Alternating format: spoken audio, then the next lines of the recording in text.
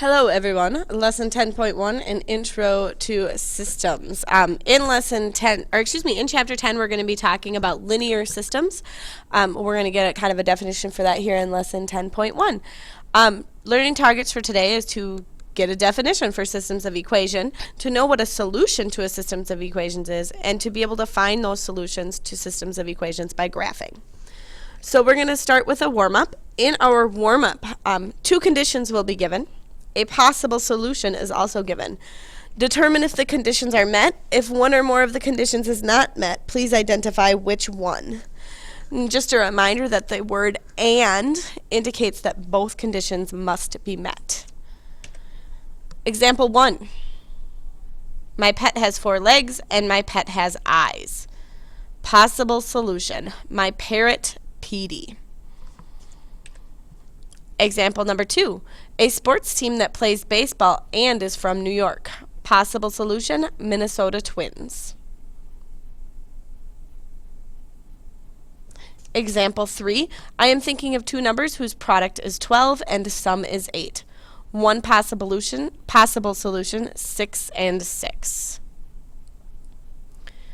Hopefully you were able to identify that in example 1, my pet parrot Petey does not meet the first condition about 4 legs. This is a completely random situation.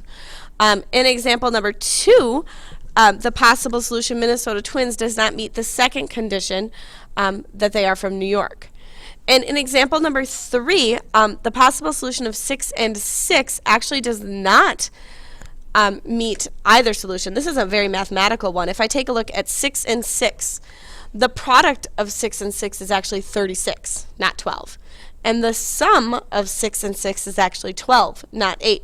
So I think when I originally chose 6 and 6, I had mixed up product and sum, but as we can see, 6 and 6 does not meet either of the two conditions here. So each of these examples actually could be a system. Not necessarily as a system of equations, but a system, because a system of equations is two equations, or inequalities, joined by the word "and" that describe a single situation. Each of those equations is basically a condition that must be met. So an example would be that 2x minus 5y equals 10, and that y is equal to 3x minus 4. This is an example of a system of equations. A more common notation is to write the two equations connected by this brace. The brace is used instead of the word "and" in order to join the equations together. A solution to a system is the ordered pair, xy, that satisfies both equations. The solution to a system will always be an ordered pair if the system's equations involve two variables. In the example that we see above, 2x minus 5y equals 46. Oh, we have two different values here. That should be a 46. And the condition y equals 3x minus 4, we want to show that negative 2, negative 10 is the solution to the system. So we have one check here on the left where I am entering the x value and the y value in place of the x and y variables. And I have an equation on the right, which is actually the second condition, where I've entered the x and the y in place of the x and y variables.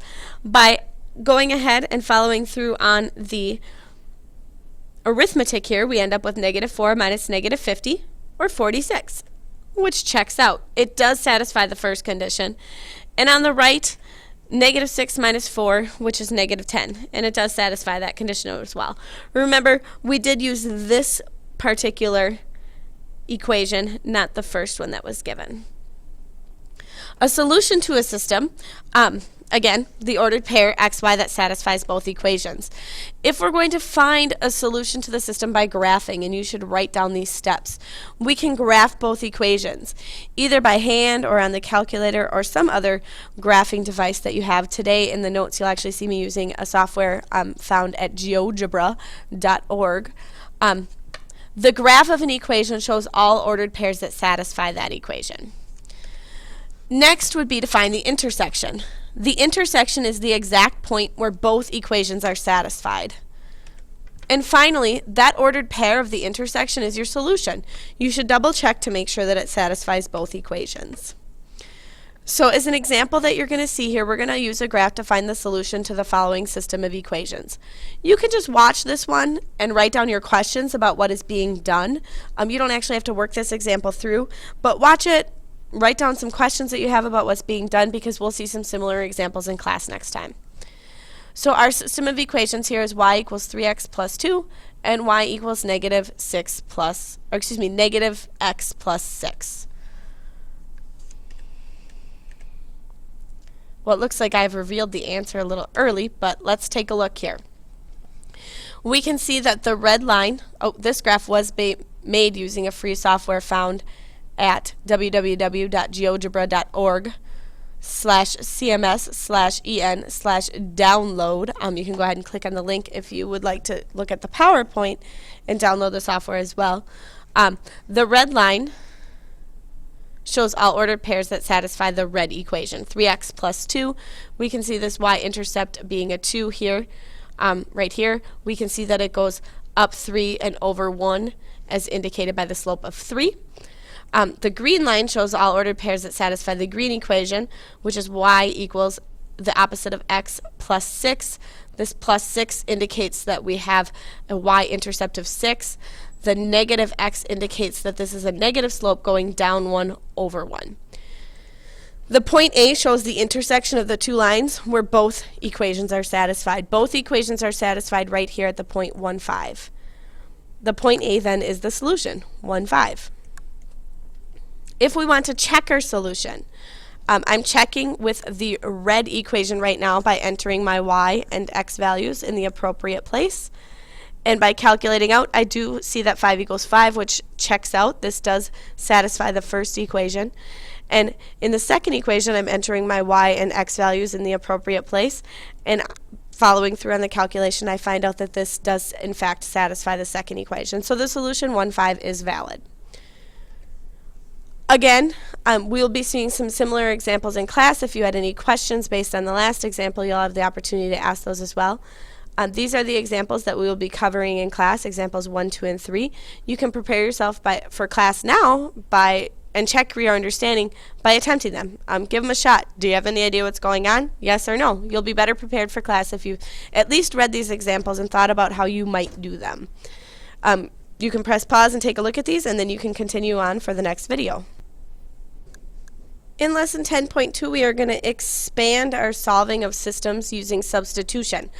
Today our learning target would be to find the solution for systems of equations by substituting an expression for one of the variables rather than by graphing.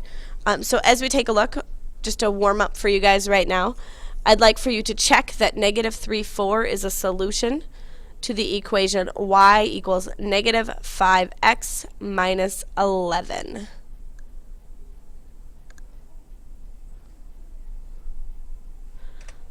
And then the next thing that I'd like for you to do is if n is equal to 2m minus 8 and m equals 5, to find the value of n.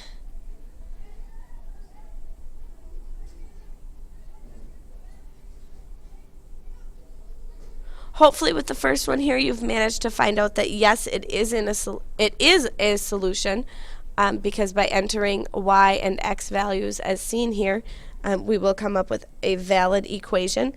And in the second one that we see, n is actually equal to 2. Solutions to systems by substitution. Last lesson we looked at solutions to systems by graphing. This is by substitution. Just a reminder of what a solution is. How do we find the solutions to systems by substitution? Step 1, we would rewrite one of the equations so it is solved for x or y. For example, if I were given the equation 2x plus y equals 9, I can add a negative 2x to both sides to see that y equals negative 2x plus 9. If I'm given the equation 4x minus 2y equals 10, I can slowly work my way towards a y equals by first adding negative 4x to both sides and then dividing both sides by negative 2. Remember, when we divide the right side here by negative 2, it means we are dividing both terms by negative 2, resulting in 2x plus negative 5. Step 2 is to substitute the expression for the variable in the other equation. Parentheses most likely will be necessary. In step 3, solve the equation to find the value of one of the variables. Step 4, use the known value to find the other variable value. And step 5, of course, is to check your answer. We always want to double check and make sure that our answer is reasonable. The following example is one for you to view and come up with some questions about. You do not have to write it down. We will actually take care of a couple of examples in class. So again, you do not have to write this one down, but you should be checking it out and coming up with your questions so that you remember to ask them in class next time. So we are going to solve the system of equations. B is equal to 2a minus 5 and b is equal to a plus 3. We need to make b equal to both of these things. So since the first equation tells me what b is equal to, I can use that information to substitute into the second equation. It tells me that b equals 2a minus 5. I will simply enter this value 2a minus 5, or this expression, in for b here. This gives an equation with one variable that we can solve. It tells us that 2a plus 5